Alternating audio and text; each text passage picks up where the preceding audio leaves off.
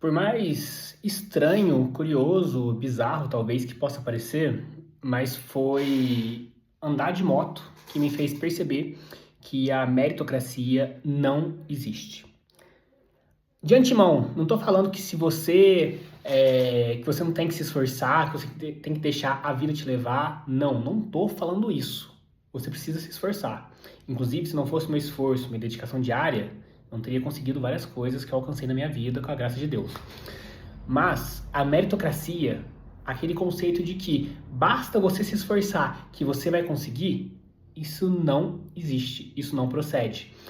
E eu era o tipo de pessoa, eu lembro do ensino médio, que assim, uma vez eu tive uma discussão com o professor, que, por curiosidade, era o meu pai, meu professor de história, que ele falou assim: então você acha que uma pessoa que nasceu no sertão nordestino, em uma casa que, sei lá, é chão de terra batido, que não tem acesso à escola, não tem acesso à educação de qualidade, ela tem a mesma capacidade de alcançar os mesmos resultados que você? E eu falei, na maior cara de pau, que sim. No meu âmago, no meu íntimo, eu sabia que não. Mas eu não quis dar o braço a torcer. Mas, quando eu estava na faculdade, 2016, 2017, primeiro e segundo semestre da faculdade de Direito, eu tive a convicção, através de um passeio de moto, de que é impossível nós falarmos que a meritocracia existe. E eu vou explicar o porquê. Foi o seguinte, o meu pai, ele tinha uma moto que era uma Suzuki GSX 1000, uma moto assim, 1000 cilindradas, mais de 150 cavalos, nossa, uma motona mesmo. Aquela moto dava 200 km por hora brincando. E aí eu tinha um amigo meu, daqui da minha cidade, Santa Rita, interior de Minas, que ele pegou e falou o seguinte: cara, acabei de comprar uma moto, era uma CG 125, vamos numa cidade aqui do lado tomar um café? Pra quem não sabe, quem anda de moto adora fazer isso. Sair no sábado de manhã para ir tomar café a 40, 50 km de distância. A gente gosta de fazer isso.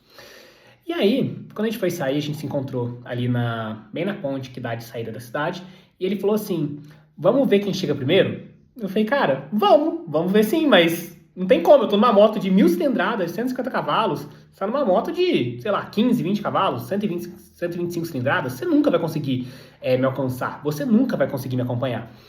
E ele falou assim, não, me dá uma vantagem. Daí a gente falou assim, beleza, te dou 1 minuto de vantagem. Gente, 1 minuto numa corrida, vamos colocar assim, entre aspas, né, bem entre aspas, porque não era uma corrida, né, joga que só faz merda, mas não era um racha nem nada do tipo. Mas ele pegou e saiu. Eu marquei 1 minuto no relógio e saí. Eu não saí muito rápido, eu saí assim, numa velocidade normal para uma moto daquela. E eu em pouco tempo alcancei. Não só alcancei, mas também ultrapassei. E a partir disso, passou a ser uma coisa engraçada, porque ele tava com a moto dele lá, esgoelando, você via a moto tremendo, ele até inclinado sobre o guidão, né, para continuar indo rápido. E eu tava lá com a minha moto, de terceira, quarta marcha, ainda tinha a quinta e a sexta para passar. E assim, super tranquilo, e ao menor toque que eu dava no acelerador, eu ia para frente e deixava ele para trás. Ele não tinha a menor chance de competir comigo. Ele não tinha, assim, por mais que ele se esforçasse com a moto ali, a minha máquina era muito melhor que a dele. A minha moto era muito mais potente. Então, se eu não me esforçasse, se eu ficasse ali andando a 90, 100, ele me acompanhava. Mas para ele me acompanhar, o esforço da moto dele tinha que ser tremendo. Ele tinha que se inclinar sobre a moto para conseguir ficar apoiado no guidão, para ter mais, sei lá, aerodinâmica e conseguir ficar próximo de mim. E se eu quisesse, era facilmente eu passar para a quarta, quinta marcha, acelerar e deixar ele para trás. E aquela situação, aquele cenário, começou a me demonstrar que não tinha como existir meritocracia, porque eu comecei a relacionar aquele momento ali, que eu estava andando de moto com meu amigo, com uma outra situação na faculdade. Eu não fiz faculdade em Minas, eu fui fazer faculdade, né, iniciei minha graduação em Direito no Mackenzie, em São Paulo. E lá eu conheci gente com uma condição financeira muito alta. Eu conheci gente no Higienópolis, né, no MAC, que tinha uma condição financeira extremamente abastada.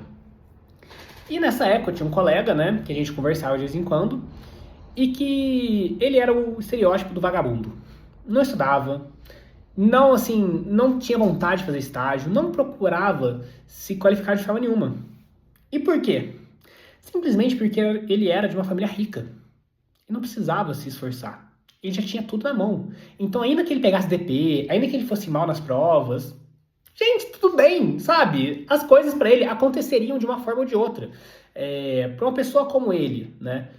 Sei lá, se dá mal na vida, teria que fazer uma cagada muito grande, teria que cometer um equívoco, sei lá, a ponto de matar uma pessoa. E ainda assim, capaz de não dar nada, né? A gente sabe como funciona o Brasil. Ainda mais eu que atuo na área criminal. Pois bem, e aí eu comecei a refletir aquela situação e eu percebi que quando eu estava junto com esse meu amigo de São Paulo, lá do Mackenzie, que eu era o rapaz na CG, me esforçando, e ele era o cara na Suzuki, GSX 1000 cilindradas e tal, que quando ele queria, era só fazer um pequeno esforço e pronto. E isso se materializava em algumas situações do cotidiano. Por exemplo, eu me lembro de falar para ele que eu queria prestar na época um concurso para escrevente no TJ de São Paulo, porque o salário, salvo o melhor juízo, era 5, 6 mil reais, um excelente salário, né?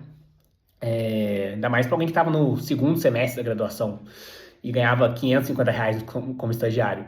E ele falou para mim assim, pô, Igor, não, isso daí não paga nem a fatura do meu cartão, porque eu, na inocência, chamei ele pra fazer a prova comigo, pra gente ir lá juntos fazer.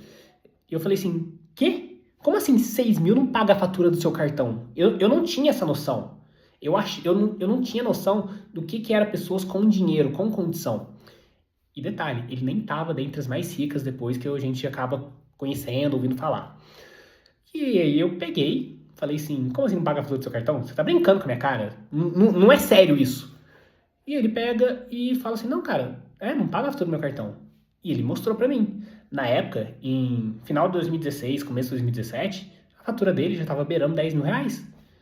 E eu falei assim, cara, como alguém gasta isso? Eu não tinha noção de como seria possível gastar, porque minha mãe na época ganhava, sei lá, 2.500 reais e ela conseguia bancar a casa inteira. É claro que tinha muita dificuldade, ela já ganhava mais do que a média da população brasileira, mas era uma dificuldade tremenda. Porra, meu pai, meu avô, a gente teve que fazer um puta sacrifício para poder estudar, para poder fazer faculdade.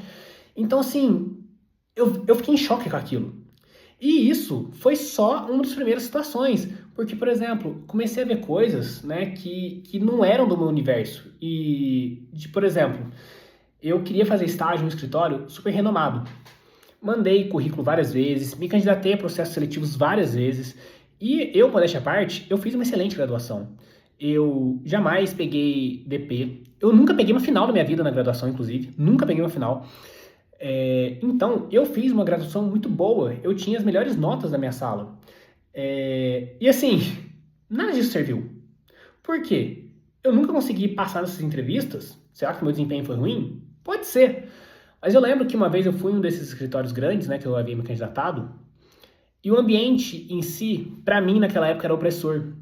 No sentido de que eu tava lá e era um ambiente tão elitizado, eu não gosto dessa palavra, mas é isso, que eu me sentia meio encolhido naquele lugar. Era um lugar que eu falava, gente, eu não pertenço aqui. E eu deixava transparecer na minha cara isso, e as pessoas percebiam que eu não pertencia àquele lugar. Então, acho que juntando tudo isso, o meu desempenho na entrevista provavelmente foi ruim, porque eu já me sentia não pertencente àquilo, e, portanto, talvez não merecedor de estar ali. Mas, enfim, fiz várias entrevistas, né, passei por processo seletivo, não deu certo, não entrei nesse escritório renomado. E aí, tempos depois, um ano e pouco depois, a gente estava conversando, eu com esse colega, e ele pega e fala pra mim que ele tinha acabado de entrar nesse escritório. Eu falei, sério, cara, e aí, como é que você fez? Como é que foi o processo seletivo e tal? Ele falou, não, o meu pai conhece um dos sócios lá, e aí pediu pra me dar uma vaga de emprego lá, porque senão, né, ele não quer que eu trabalhe com ele na empresa, porque se eu for entrar lá, ele não vai ficar muito em cima de mim, que eu sou filho, ele fica com dó. Então ele acha que eu tenho que ter a experiência de trabalhar pra uma pessoa estranha que seja o meu chefe. Aí foi quando voltou pra mim, né, aquela ideia da moto, né, voltou pra mim muito claro na minha cabeça que eu tava me esforçando, me matando estudando na graduação, estudando no final de semana, tirando excelentes notas, fazendo estágio, correndo atrás, adiantando conteúdos para estudar, tentando me qualificar, fazendo cursos de extensão, indo em palestras. Eu tava assim, correndo muito atrás de conseguir me qualificar para me destacar. O meu currículo era muito melhor do que desse meu amigo, mas bastou um telefonema para que ele conseguisse a vaga e eu não. E eu falei assim, gente, é o perfeito exemplo de quando eu estava na moto. Só se inverteram os polos. Eu agora estou na Suzuki, no Suzuki não, na Honda CG com um motorzinho de plástico de 125 cilindradas, tentando acompanhar um cara, uma Suzuki GSX 1000, né, com 150 cavalos. Eu não consigo acompanhar, é impossível. Por quê?